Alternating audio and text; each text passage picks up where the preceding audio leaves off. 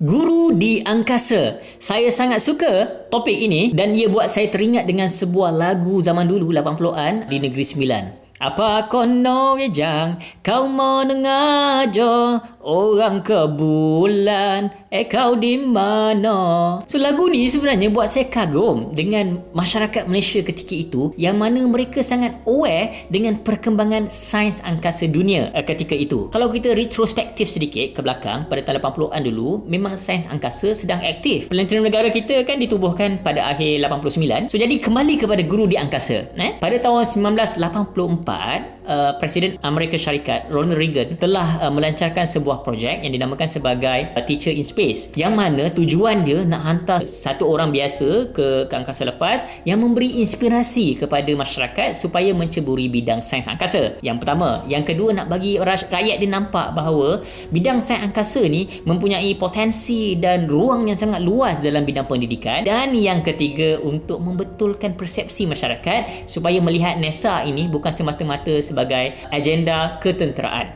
Yelah, waktu tu kan Amerika Syarikat baru reda je daripada pertembungan dia dengan Soviet. Jadi dia nak meredakan tu, buatlah pendekatan lain supaya orang masyarakat melihat NASA dari sisi yang lain. Jadi siapa orang yang paling layak di sisi Ronald Reagan untuk melaksanakan tanggungjawab ini? Jawapan dia adalah guru. Jadi dana dikeluarkan, kempen dibuat, dia orang dapat lebih kurang 11,000 pemohon, dan daripada 11,000 tu dia dah tapis ada lebih kurang 100 orang yang layak. Yang layak tu pula dia potong-potong lagi, dapat 10 calon akhir. 10 calon akhir ini diberi latihan di NASA sebagai seorang angkasawan, di train mentally, physically, dan akhirnya diorang dapat menyenaraikan 2 yang paling layak. Yang 2 ni dipilih untuk dihantar ke angkasa lepas. Yang pertama Christa McAuliffe dan yang kedua adalah Barbara Morgan. Kedua-duanya adalah guru wanita.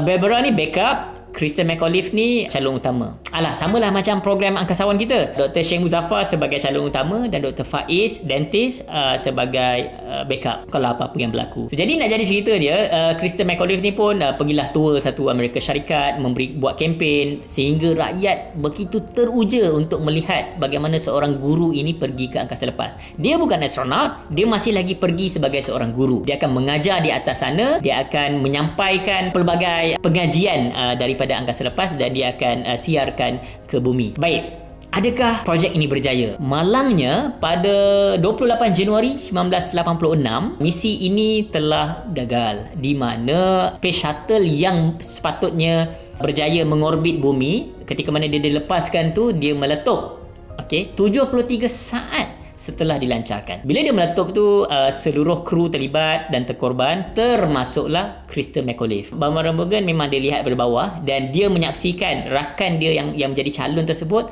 terkorban di atas sana. Jadi tak lama selepas itu, program itu pun dihentikan. Jadi apa jadi pada Barbara Morgan ni? Barbara Morgan tu tak lama selepas tu dia diserap masuk ke dalam NASA dan ditukarkan betul jadi astronot penuh masa lah. Dia tidak lagi mengajar. Jika ada misi-misi yang akan datang, maka dia akan dihantar ke angkasa lepas. Selepas projek Teacher in Space ni dibatalkan, pada tahun 1990 projek baru diperkenalkan. Nama dia Educator Astronaut. So orang mereka ni diorang tak give up. Diorang nak juga hantar guru ke angkasa lepas.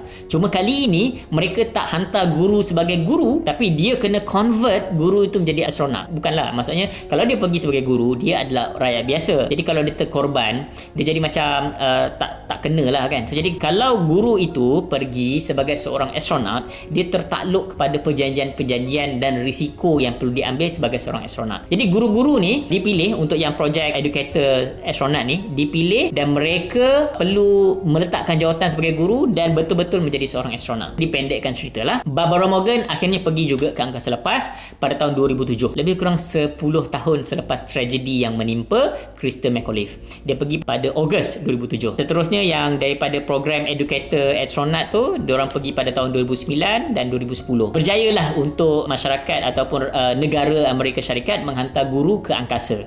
Cuma ada orang kata mereka bukan guru lagi sebab mereka sudah menjadi astronot, jadi tidak boleh dikatakan mereka sebagai guru. Pada saya, mereka tetap seorang guru walaupun mereka telah resign sebagai guru secara rasmi. Barbara Morgan sendiri ketika mana dia retired daripada NASA, dia masih lagi mengajar.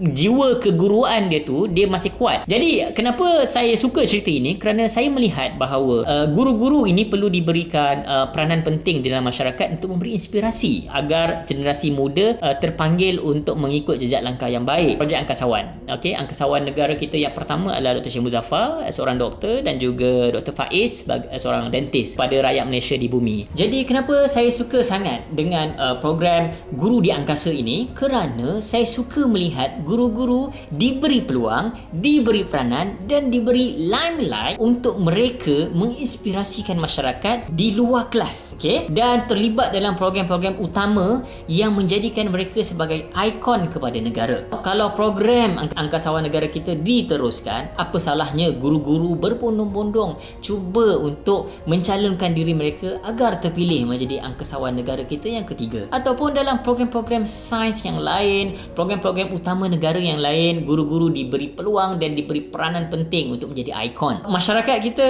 dahagakan ikon, dan apa salahnya guru-guru menjadi ikon yang boleh menjadikan generasi muda kita minat dengan ilmu, minat dengan sains dan minat dengan eksplorasi perkara-perkara yang di luar jangkaan mereka.